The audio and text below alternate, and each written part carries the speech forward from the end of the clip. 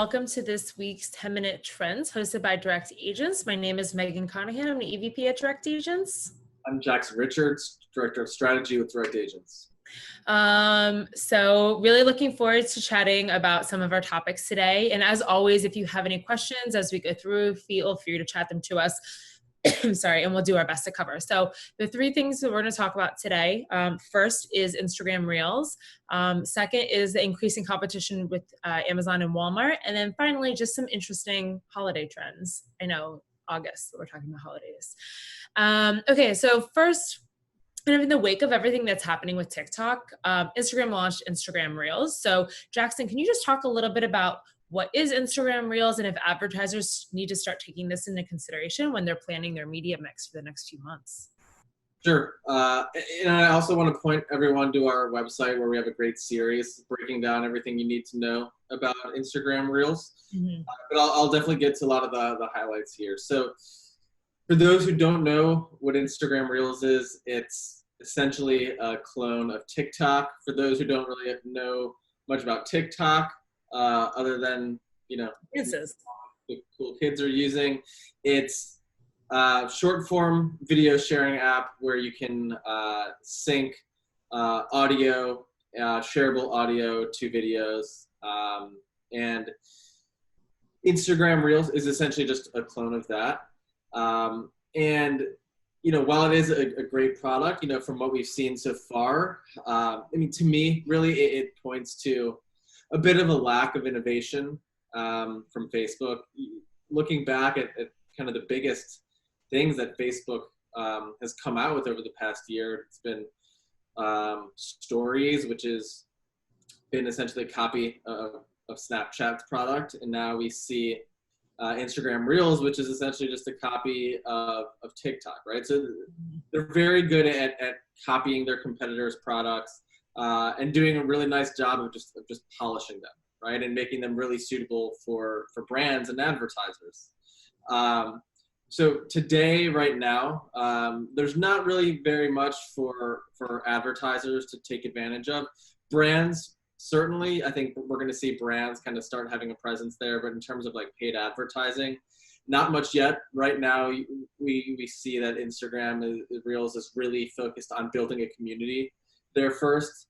They're making a big push to essentially steal TikTok's bigger influencers and bring them into Instagram Reels. If they do that, I think that's going to be a huge win for Reels. And I think there's certain things that they're going to do better than TikTok, and especially from the marketing perspective, because there's been some issues with TikTok, from the brand perspective, and that's one. It's just there are definitely cool things and innovative things that brands are doing from a creative standpoint, but it's still unproven as a platform that's able to like actually drive customer acquisition and conversions. And then there are also some brand safety concerns too. Not to say that there aren't with Facebook and Instagram, of course they are, but I think brands have already kind of learned to live with those concerns, and Instagram and Facebook are already proven from an effectiveness standpoint. And then there's also the aspect of that TikTok is just kind of wrapped up in all of this political stuff that's happening. We're pushing for a sale of TikTok to a US-based company, and the president has kind of tried to ban brands from working with TikTok. So I think a lot of marketers are just saying it's not worth the headache right now to make large investments in TikTok and kind of playing a wait and see approach. So I think all of this sets up pretty nicely for Instagram Reels to take off a lot over the next few months. And I know it's going to be attractive to brands once they really start opening up advertising, because the reach is there. It's not just a young audience, which is the perception of TikTok. It's kind of an all-encompassing audience, and we know how effective Facebook's targeting capabilities are. So I really think over the next few months, they're going to begin to monetize it effectively, and it's going to grow a really large audience, just like Stories did when it came to Instagram and Facebook. Yeah. That's a good point. So kind of moving on to our second topic. So a couple weeks ago, I think it was, we were talking a little bit about Walmart Plus as a competitive product to Amazon Prime. And this is sort of just a continuation of that topic, obviously. So both Amazon and Walmart are making a lot of moves to better compete with one another. So can you just talk a little bit about kind of like what we're seeing with both of those organizations, and then also what does that mean for brands that are selling on those marketplaces? Sure. So I think when we talked about this three or so weeks ago, Walmart Plus was actually scheduled, or they were hinting at that it was going to be launched by now. So it's been delayed again. I'm not there hasn't been any official word on why or exactly when it will be coming out, but I still think you should expect it to be soon. Just as a very brief recap, it is Walmart Plus is Walmart's answer to Amazon Prime. Essentially, it's a subscription that gives you preferred shipping options, as well as some ancillary services as well on top of that. I mean, since then there have been some major updates, I think, in the competition between Walmart and Amazon, and really they're both positioning to just maintain like top dog status in terms of e-commerce. Just the other day, Walmart announced a partnership with Instacart. Right now, it's only going to be in 4 markets. I think in California is one of the states, but it's to offer same-day delivery primarily around grocery, and that competes directly with Amazon, which has Amazon Fresh, Whole Foods, Amazon Prime now, and this is a huge category. I mean, over the past few months, as everyone has been spending a lot more time at home, grocery delivery has been, which was already an accelerating growth area, has just really taken off. 200% increase since COVID-19 began in curbside pickups. So I think both of these retailers understand where consumer behavior is headed.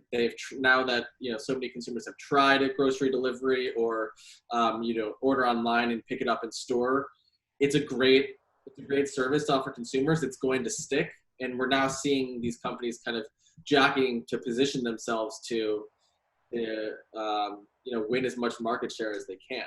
And on the Amazon side, there's been talks that they were interested in acquiring JCPenney and Sears locations. And we know that Walmart, one of their major advantages in this space is that they have that network of stores to act as fulfillment centers, or you buy online and pick it up in one of these centers. And Amazon doesn't have that, right? They seem to have everything else, but they don't yet have that kind of nationwide network of physical locations. So we'll see what happens if they are able to acquire JCPenney and Sears network. That gives them something to kind of fight back against Walmart. But I really think what this points to is, and this ties into kind of Q4 planning, but consumers are coming to expect this type of service, right? Mm-hmm. Whether it's really fast and reliable delivery or pickup, or just in general, more flexibility in the way that you can engage with customers, right? So if you're only available on your website, you're at a direct to consumer, you're at a disadvantage against products that are available direct to consumer, in store, within Walmart, within Target, within Amazon. I think people are really starting to have their own preferred ways of shopping, and you need to be able to meet them there. And I think that really ties into what we have on the next slide, which is what's going to happen in Q4 in holiday planning. We already know that Prime Day has been moved back, rumored to be taking place in October. So we have Prime Days, Black Friday, and Cyber Monday, which we've already talked about in other episodes. Those are moving to essentially digital-only shopping events. And then on top of that, we know that so many weddings have been moved back until the end of the year. So you're adding potentially wedding gift shopping on top of that. And also just want to do a quick plug. Next week, we'll send everyone a link here, but we're doing a webinar that dives deep into just helping brands prepare for Q4 holiday shopping. But a few trends on that we want to cover today is we just know that consumers are shopping for holiday gifts earlier this year, and the shift towards e-commerce has accelerated so dramatically. Even in earlier gifting holidays in the year, Mother's Day, Father's Day, we were seeing that people were shopping online for those on average about 3 weeks earlier than they were in years past. So there's going to be earlier competition. I mean, starting right after Labor Day, I think we're going to see brands kick into holiday mode. Maybe not Christmas trees in their ads yet, but definitely like testing their messaging, conveying all those points on flexibility that I was talking about just a minute ago, and starting that early, because I think if you miss the boat on this and you're kicking into gear for holiday planning after Prime Day in October, you might have missed a lot of the dollars that are being spent this year that in years past were being spent in November or early December. So I know we're just kind of brushing on that, but I really urge everyone to join our webinar next week just to dive in specifically into Q4, because there's probably 30 or 60 minutes that we could dive into just on that topic alone. Oh yeah, absolutely. Yes. So please RSVP if you haven't already. But that's about it for our 10-minute trends this week. We thank you for joining, and we will see you all next week. Thanks, Jackson.